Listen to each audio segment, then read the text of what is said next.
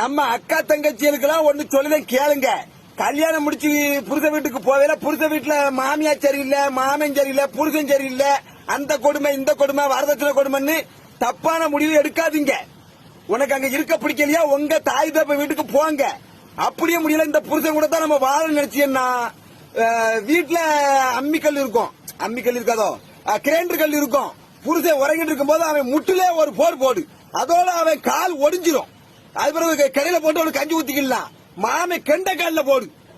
மாமியால விளக்க மாத்த வச்சு நல்ல உச்சந்தலையே அடி. நீ அடிக்கிற அடியில அடுத்து உன்கிட்ட எந்த அடுத்த பேச்சே பேசக்கூடாது.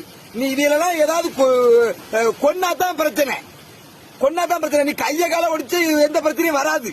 அப்படி பிரச்சனை வந்தா ரெண்டாவது பாத்துக்கலாம். அதுக்காக தப்பான முடிவு தற்கொலை இருக்கலாம் பண்ணாதீங்க.